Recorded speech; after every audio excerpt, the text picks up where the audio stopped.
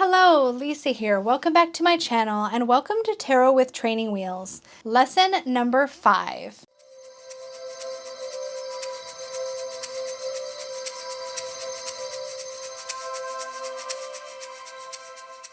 If you're new here, welcome. I definitely recommend that you begin this with lesson number 1. I will have a link to the full Tarot with Training Wheels playlist in the cards and in the description box down below so you don't lose track of all the lessons in this series. Now with that said, we are going to be diving in today to the Wands. So let's take a look at my Training Wheels deck, the Druidcraft Tarot, and the keywords that we are going to be exploring today. So first of all, as usual, I do have the Tattoo Tarot Ink and Intuition, the Druidcraft Tarot, and the Oak, Ash, and Thorn.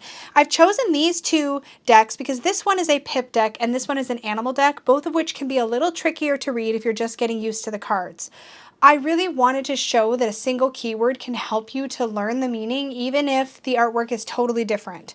So let's get into the Wands. Now the Wands is our suit of fire, and fire for me has to do with passion and creativity, the things that drive us, our whys in life, the impetus we have to take action, right? The important stuff that really fuels us. That's the kind of thing I think of with fire. It's dynamic, it's energetic, and it's our passion.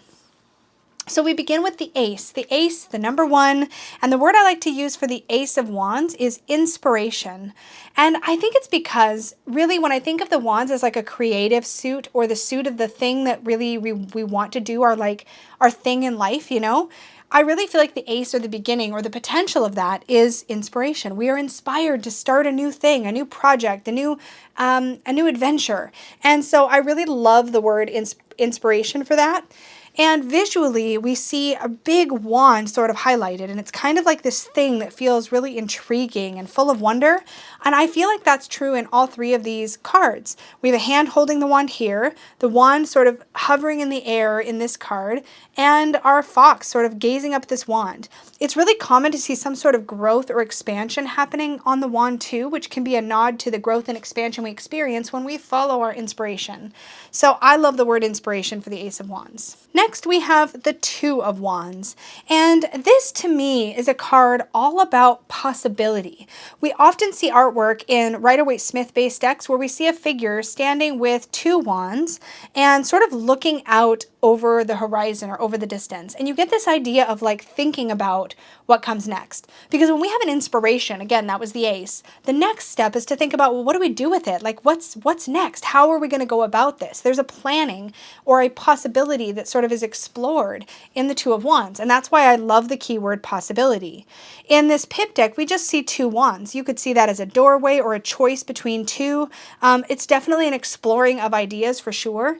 And in the Two of Wands with the fox here in the Oak, Ash, and Thorn, one of these wands is upright, the other is lying down, and you get the feeling that this fox is sort of taking in what's happening or what they're thinking about or considering before taking the next step. So possibility really, really works for me for this card, regardless of what kind of deck I'm working with. Next, we have the Three of Wands. Now, what's interesting to me about this, and it's not showing in any of these cards, is that normally what you see in the Three of Wands in like a more traditionally depicted deck is somebody looking out over a cliffside and seeing ships.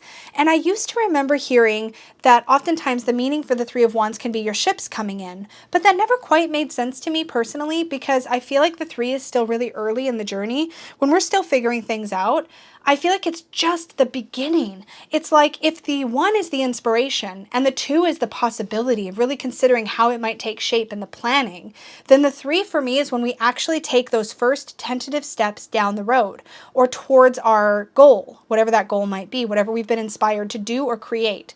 And so I like to think of the Three of Wands as the embark card because to me, to embark on a journey is those first steps you're taking to begin the thing. And I love that about this. What I think is especially cool about the Druidcraft and the Oak, Ash, and Thorn is that they both show our primary figure, here a fox and here a human, looking out into the distance where a road is stretching out in front of them. You really get the feeling like they know it's going to be a long journey, but they're taking those first steps anyway, and I love that. So I really love the word embark for the Three of Wands. Next, we have the Four of Wands, and the 4 we've had the ace, which is our inspiration. We've had the 2, which is the possibility and the planning.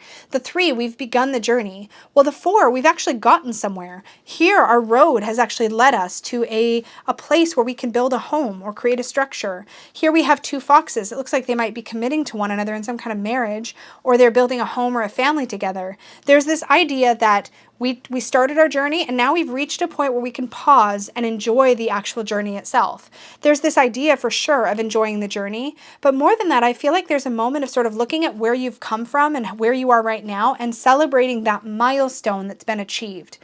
The 4 is a pause, not a stop. It's a point in our journey where we take a moment to assess where we've come from and how we've gotten where we've gotten, and then we enjoy where we are. There's a moment to just rest, to take it all in, to enjoy this milestone. In a creative project or in something we're doing, I feel like there's almost always a point where we kind of stop and go, wow, this thing is that I've been doing, it's starting to take shape. That's what the 4 of Wands is to me, that moment in the project or the creation or the journey where things are starting to take shape and we can actually recognize what we've accomplished so far. That to me is the definition of a milestone. And I love that word for the 4 of Wands. Next, we have the 5 of Wands, and in almost every case for a more scenic card, like we have here in the Druidcraft or the Oak, Ash, and Thorn, you're going to see some sort of competition happening. Now, I used to get this card confused with the 5 of Swords a lot, because both cards feature some kind of like battle-looking environment. What's different is that in the 5 of Wands, it's usually a healthy competition. I mean, it can get unhealthy, don't get me wrong, but it's not somebody trying to win over everybody else in the same... It's not, there's no sort of tyranny. There's no sort of bloodshed. It's meant to be in good fun. It may not be. It may take a turn. There may be people here that are a little over competitive or over ambitious about it. But in general, it's meant to be play. It's meant to be that thing that helps us get to the next level. That kind of competition that means that we're going to be our best because we want to do well. So the thing to me about the 5 of Wands is that it's as though the competition is what helps us to improve. As if a little bit of that helps us to measure ourselves maybe against others who are doing similar work, or to kind of hold ourselves to a higher standard. That's what really stands out to me about the 5 of Wands. Competition is just a good all-encompassing word. You can definitely look at its positive aspects as well as its shadowy aspects, and that's what I'm looking for in a keyword that I'm going to use on a training wheels deck. So definitely choose the keyword that makes sense to you, but that's the one that works for me. So let's talk now about the 6 of Wands. Now this one's interesting because I would say arguably the most popular keyword for the 6 of Wands is victory. And there certainly is some sort of victory that's happening in the 6 of Wands. There's the laurel wreath here in this card that represents the victory. There's the fox here on top of the rock, clearly being celebrated in some way. And these people are returning from some kind of battle, clearly victorious. So victory is a good keyword for the 6 of Wands. But here's the thing, what I really like about the 6 of Wands and what I kind of like to hone in on is the recognition that is being received as a result of that victory. So that's my preferred main training wheel style keyword, is recognition. That's the word I sort of lean into when I'm thinking about the 6 of Wands. Sure, I also look at victory, but I like the idea of recognition. It's not just that you've done something well, it's that it's being recognized in some way. Other people have noticed that you've done something well. And that's got a specific kind of feel to it that I think really captures the energy of the 6 of Wands. Next, we have the 7 of Wands. And one thing is for sure, the word that always comes to mind for me with the 7 of Wands is defend. We are defending something, usually ourselves, our position, something that matters to us in some way. And there's usually like a really empowered rising up that accompanies this feeling of defense. It's not just that we're up against odds, and we often are in this card. You usually see one person or one figure up against the other 6 wands. And that's to give you an idea that the odds are not necessarily in your favor, but you're standing up for yourself anyway. You're defending your position anyway. And I think that's a really potent way to look at the 7 of Wands. And certainly, once we've received some recognition, as we have in the prior card, there's a moment where we need to like hold our ground and like actually step into our confidence and recognize that we have a right to occupy the space we're occupying. And that to me is really the essence of the 7 of Wands. Next, we have the 8 of Wands. Now, often, and none of these images actually show it, you'll see 8 wands sort of streaking across the sky. In this pip arrangement, we don't really get that feeling. We get almost like a barrier or barricade. In this one, we see somebody shooting wands like they're javelins across the sky. And in the Oak, Ash, and Thorn, we have the wands surrounding the sun, and you get either the idea that the wands are coming at you from the sun or going towards the sun away from your perspective. Either way, there's an element of speed and energy to the Eight of Wands, whereas I don't really see it in the pip arrangement. The reason I'm showing the card is because once you have a training wheels word, you can still use it, even if you don't quite get it at first with the pip arrangement. But here we have momentum. Momentum is my favorite word for the Eight of Wands because at this point in a project, we've already kind of been through the ringer. We've recognized our milestones. We've had some healthy competition or maybe some unhealthy competition. We have been recognized in some way for our successes or our victories. And we've defended our position. And now we're at a point in the project or in the creation or in the thing that we're doing that it's taken on a life of its own. It's kind of got this speed behind it and this ongoing energy, and that to me is the essence of the word momentum, which captures the meaning for me of the Eight of Wands really well. Momentum can be good because we can really be getting going and really being able to continue with what we're doing, but momentum can also be a little bit kind of hard to control. It can be, like I said, that the thing has taken on a life of its own and it's now taking you for a ride instead of you being more in control.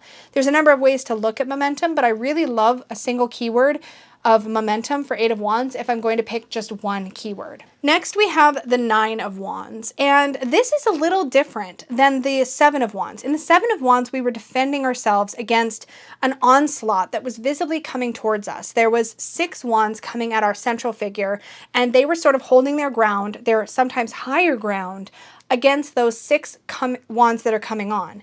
In this card, the Nine of Wands, we have this person who is definitely guarding their territory. They are looking out for and trying to be wary of people that might come and try to take what they have or attack them in some way, but there's no actual visible attackers. So we're trying to protect what we have in this card, which is why I like the word protect. We're definitely guarding and protecting, but we may be unnecessarily protective at this stage. It may have taken on such a huge part of our identity now that we're tied up in it, and we will protect it at any cost. You can often tell that people have taken some battle wounds in the process. Our fox has a bandage around his head. Our man here has a sling that his arm is in, and I think that's it. Yeah. So you get the idea of damage taken as a result of the work that we've put in. There's blood, sweat, and tears. We are invested at this point. So I really like the word protect. We are definitely protecting what's ours. That can be great and productive, and it can be shadowy. So I like how that's expansive. Finally, we have arrived at the Ten of Wands. And here I like to use the word persevere. A really common word for the Ten of Wands is burden. The reason I don't like the word burden is because it may not be a burden. It often feels like it, but it may just be that we have gotten so far along in this creation. We've reached the point where it has not only taken on a life of its own in the Eight of Wands, but we have defended and protected it in the Nine of Wands. And we're now at a place in the Ten of Wands where it's ours. It's our responsibility. We have to carry it now. So how are we going to manage that? How are we going to persevere through that? How are we going to continue to be responsible for what we're responsible for? And we see 2 examples of that here and here in the Druidcraft and in the Oak, Ash, and Thorn.